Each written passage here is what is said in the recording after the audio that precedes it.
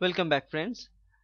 We are talking about industrial microbiology, and we have seen what is industrial microbiology and uh, what are the different steps of production of some industrial product utilizing microorganisms. Now, we have seen the three important steps for the production, and also we have noticed the fermenter and the properties of fermenters. Now in this video we'll be talking about different type of bioreactors. The bioreactors are another name of the fermenters inside which all the chemical reactions are going on. So it's simply changing of substrate into products by the presence of microorganisms. Okay, so let us talk about it.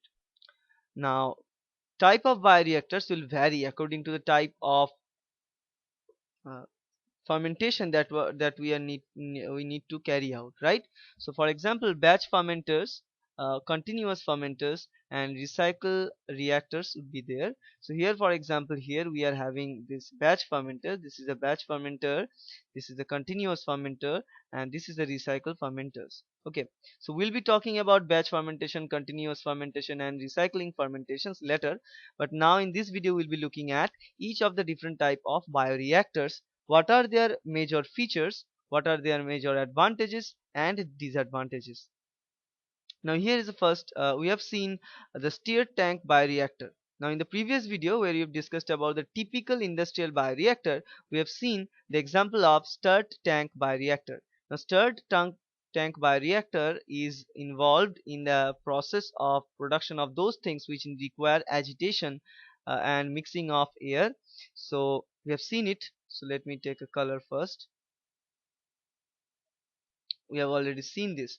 Now what we left with is four different kinds: airlift bioreactors, plug flow bioreactor, packed bed bioreactor, and a modified uh, packed bed bioreactor, which is called the fluidized bed bioreactor.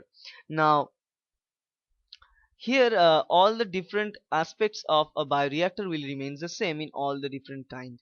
That means we must have an inlet and outlet, we must have a pH sensor, and also we must have the presence of oxygen or sometimes the absence of oxygen. It could be having agitator or not having any agitator, but it must be sterile, and it must be kept sterile.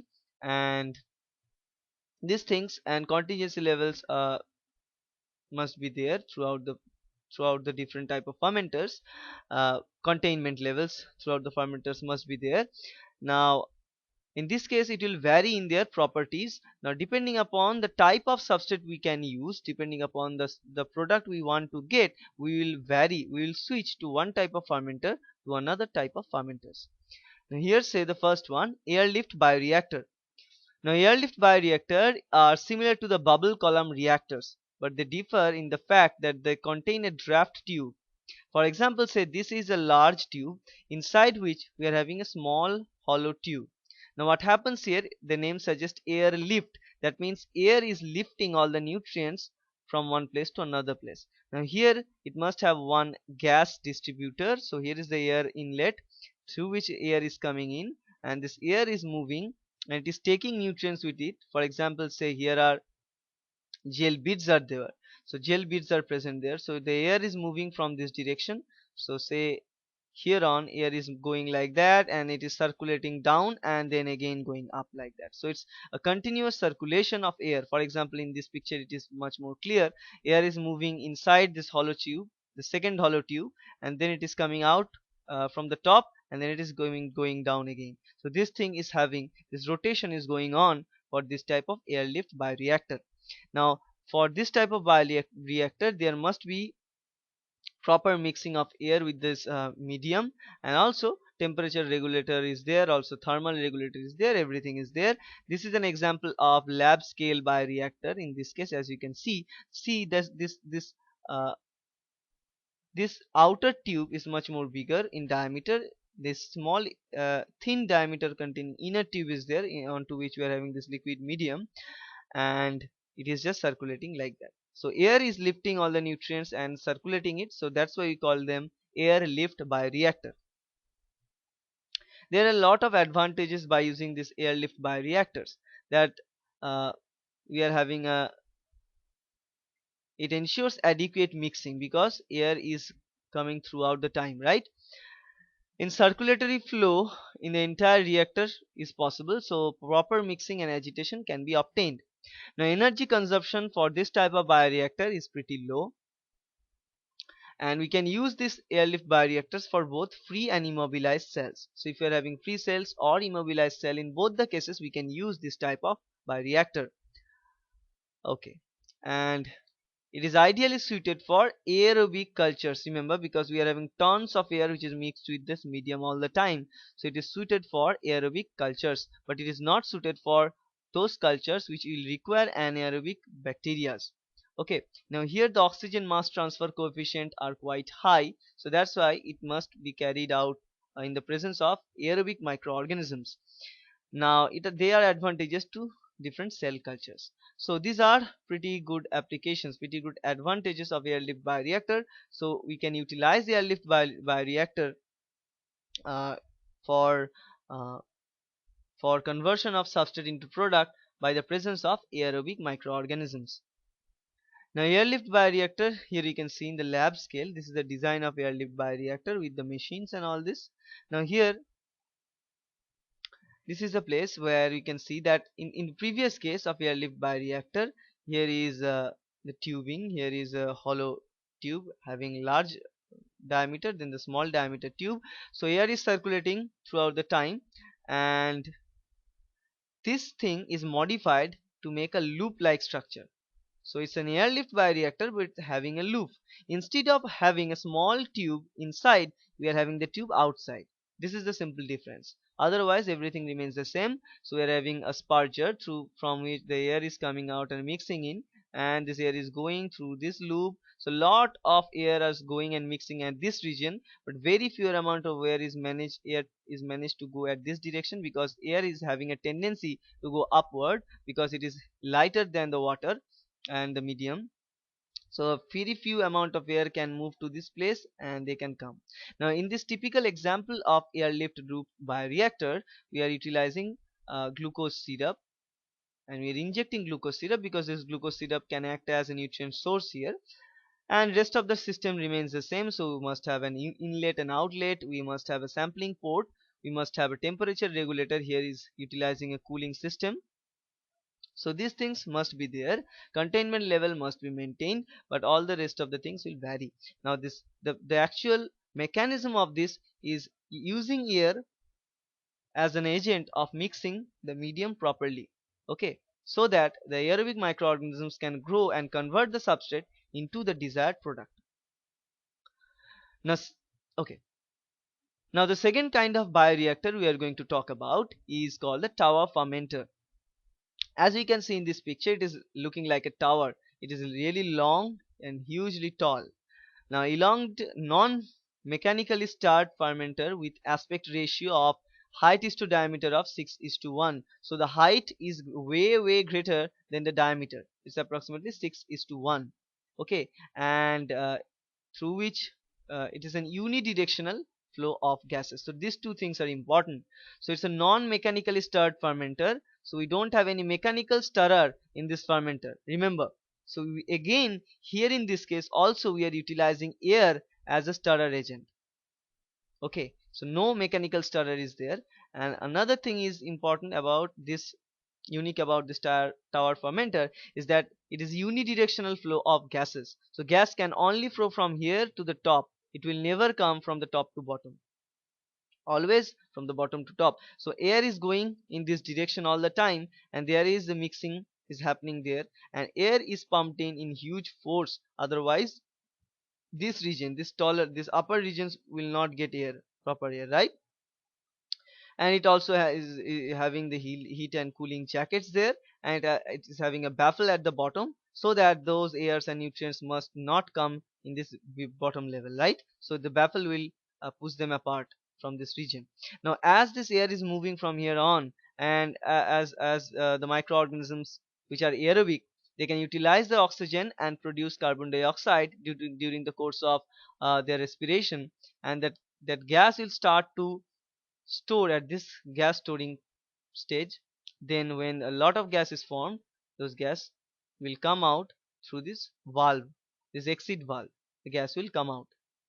Okay, and when the product is made, the product is stored at this bottom layer, so the at this top region. So this top region, there is a sampling port through which we can take up the product. So whenever the product is made and we know this product is lighter than this medium that is used, so the product will come up on the top, so we can take the product out from the top via a separate sample taking chamber.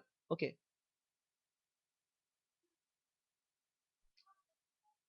Okay guys, now let us talk about the third kind of bioreactor, or the plug flow bioreactor. This is totally different than the two type of bioreactors we have talked before. One is the airlift, another one is the stirred tank, and also the tower reactor. Now in this plug flow bioreactor, uh, this type of bioreactor is used not for the liquid processing but for the solid handling or solid processing. So it is used for the solid processing.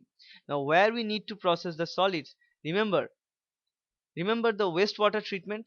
After taking out all those watery content, we end up with sludge.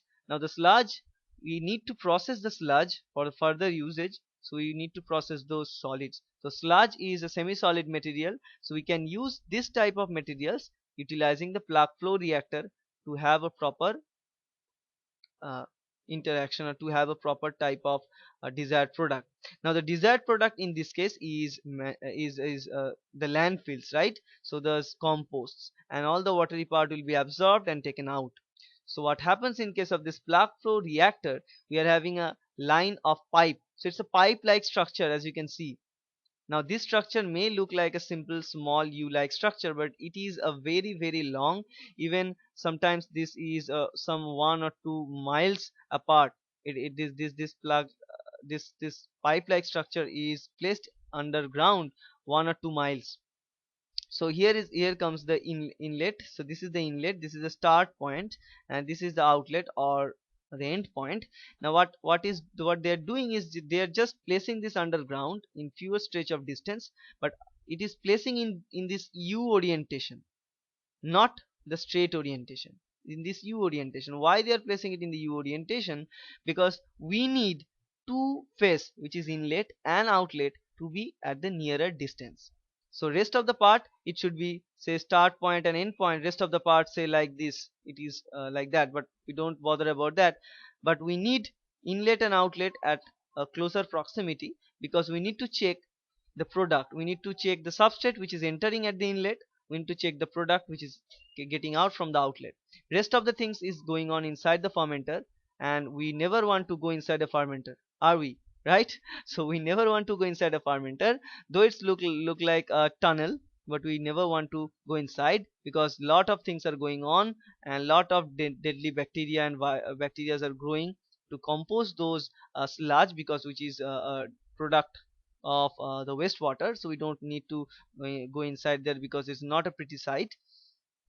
So what is going on here, we are having this wastewater sludge. So sludge is moving. Now sludge, when for example change the color. Okay, say this is the sludge. So these are the watery sludge, semi solid sludge. Now as the sludge is moving at this direction, it is changing its inconsistency, it is changing in its physical and chemical properties, because microorganisms are added at this particular region. So let us add microorganisms. Microorganisms are added. Now microorganisms are uh, utilizing the nutrients that are present in the sludge, and then convert it into some compost like thing.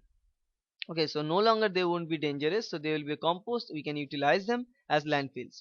Okay, now here microorganisms are present at the sludge. Most of the cases we don't require to add microorganisms from the outside, because sludge is containing all the microorganisms. But what happens here, these microorganisms that are present in the sludge, we are providing a suitable environment to them. Now this suitable environment will help them to be converted into non-toxic type of materials, non-toxic type of solid material. So for this intoxication of the sludge and producing these compost things or manures, we need to run those sludge through this plug flow bioreactor. Now remember the term plug flow. So it's kind of flow, but not the liquid which is flowing. So we are continuously getting pressure from this direction, it is just moving out like that, and finally it will come here. Okay, so Again, a most important point of this type of fermenter is that, so here at the beginning of from where we are just adding the sludge, suppose we take a little bit of region, we take out a sludge and examine it for its chemical and physical property, we find a particular chemical and physical property. Now after it travels this region and we take a plug again from this region where it is almost done processing, so it will be very much less toxic, so almost done processing, and we take and look for the chemical and physical property. Now the chemical and physical property of this plug which we get from this region will vary from the chemical and physical property of the plug we get at the beginning, because it is modified during this time. So in this fermenter, this is not a homogeneous mixing. In this fermenter, plug from one region will vary in their concentration of reactants from one place to another place. It will vary in the consistency of the components. It will vary in the concentration of different component and reactants from different regions. So from this region it may a different type of consistency. From this it will be different. From this it will be different. From this it will be totally different. So the consistency and the materials that are present in those plugs will vary from one region to another region inside this plug flow bioreactor. So the concentrations of the reactant will vary, right? Now in case of uh, other type of fermenter like airlift fermenter or most of the liquid fermenters, we are having mixing and agitation. So whatever we get, if we take a liquid from here, we are having a type of property. If we take it from here, so if we take those materials from different regions, properties, physical and chemical properties, and also the concentration of different materials will be same for the different regions. But in case of this plug flow reactor, this will vary. Okay, so these are the difference of plug flow reactor with other type of reactors. Okay, now let us talk about the packed bed bioreactor and the fourth type. The packed bed bioreactor is little bit different than other type of bioreactors, because in this case we are commonly used with the attached biofilms, and especially it is utilized in the wastewater engineering. So we utilize the biofilm production. So a mat is there which is called a bed, which is made up with a column packed with different bed, and packed with enzyme means here the enzyme is not added as it is.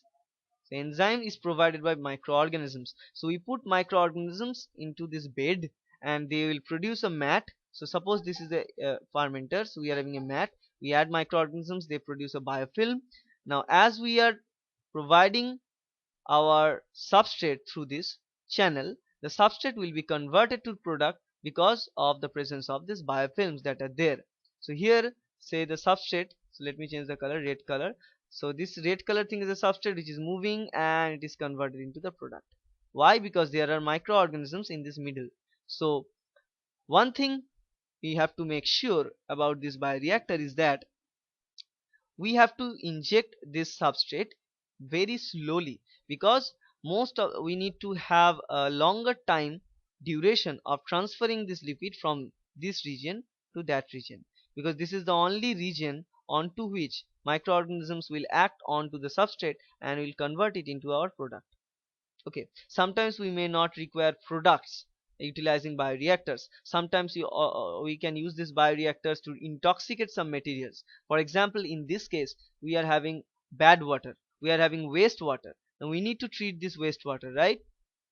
So that's why we need to take out some of the bad components from the wastewater out, and this uh, bad components of the wastewater can be taken up by bacteria which made the biofilm on this bed. So what we are doing here, we injecting wastewater through this channel slowly, so that this wastewater can have a longer period of time to interact with this biofilm which is made up with bacteria, which will take up the bad materials from wastewater, making it good, and then when it is coming out it is better, and it can be released into the uh, water streams. Okay, so this is the basic idea of doing the packed bed bioreactor. Now there are some major disadvantage of using this packed bed bioreactor, because we need to use this packed bed. Now there is some problem associated with the packed bed. Now alteration in the bed porosity can happen. Okay, So bed porosity alteration can lead to the compaction of these bed materials. So you can make this bed with different materials. It could be wood chips, it could be many inert materials that can be there. Now, so they can be compacted. So as a result of this bed compaction, the pore that are available between 1 and 2 beads will get smaller, so that the water can be logged. So the water logging is a problem here. And also sometimes, suppose in some stretch of the region it is tightened, and some stretch of the region the pores are joined together to make a really long channel.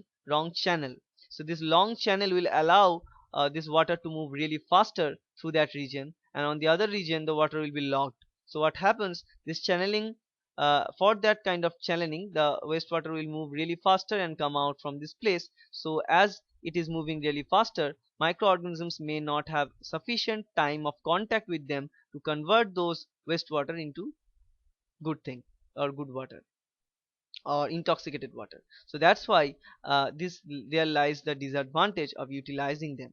Okay. Now what happens here, in many of the packed beds, a slight amount of back mixing occurs, which changes the characteristic of the fermenter. So we don't need to bother about that. Okay, so to modify this type of advantages of channeling and bed compaction, we can utilize a material to make this bed which is much more uh, better. Okay, much way better than utilizing those wood chips and all those inert materials. So in this case we utilize, most of the time nowadays we utilize fluidized bed instead of the solid beds. Now what is a fluidized bed? Now this fluidized bed are simply made up with some jelly like structures. So it is a solid liquid consistent material. So it is instead a fluid. So it's not a solid thing, it's not a liquid thing, now it's a fluid. So as it is a fluid, so there they have the window of stretching and contracting in between themselves, sometimes increasing or decreasing the pores that are available uh, between two different regions. Now we can make it with inert core onto which the biomass is created by the cell attachment. Second thing is the porous particles in which the biocatalyst is entrapped. The third thing is the cell aggregates. So in any kind of fluid based bioreactor, what we can have these three different things. One is the inert core onto which the biomass should be attached. Second thing is the porous particle in which the biocatalysts are entrapped, because the biomass or the bacteria will produce the enzyme or biocatalyst which is to be entrapped, and that should be entrapped into the porous particles. Third thing is that when those bacteria are dead, the cell aggregate should be there in some region. Okay. So in comparison to the conventional mechanically stirred bioreactors, fluid bed bioreactors provide a much lower attrition of solid particles. Okay. So say here from here we attach the substrate in this uh, bed of fluid. The same mechanism, just like the packed bed, we are adding all those microorganisms. So the microorganisms are there, produce the biofilm. Now from this inlet we are adding substrate. So where is it? Yeah, okay. So we are adding the substrate, and the substrate is produced, converted into the product, because the biofilm that is present there will produce the enzymes which is entrapped into some porous particle which is also a part of this gel, and they can produce product and we can get it. Now what are the advantages? Advantage is that without the drawback of clogging and channeling and the bed compaction in this kind, compared to the packed bed, because in packed bed we can have channeling, we can have bed compaction and clogging and water logging, but in this case those things should be avoided, those things can be avoided. Now this ensures the better mixing, and also the volumetric productivity attained by these fluid bed bioreactors are usually higher. Okay, so having all these advantages, we can select fluid bed bioreactors over the packed bed bioreactors. Okay, so that's it, and I hope it will help you to understand what is different types of bioreactor and what are their uses. So depending upon the type of product we are going to get, depending upon the type of microorganisms we need to add, we will vary our type of bioreactor. For example, if we want to treat a solid waste, we must use the plug flow bioreactor. If we want to use the wastewater to intoxicate the wastewater, we must use the fluid bed bioreactor and the packed bed bioreactor. Now if you want to use those, if you want to produce some product which is being produced due to the presence of some aerobic microorganisms, we must use airlift bioreactor. Or and above all, most of the bioreactors, most of the type of products, industrial products, must be carried out or produced utilizing stirred tank bioreactor, because this is ideal kind of bioreactor. That's why we have talked before about the stirred tank bioreactor in detail. Okay, so that's it, and I hope this will help you to understand a different type of bioreactor and their mechanism of action. Thank you.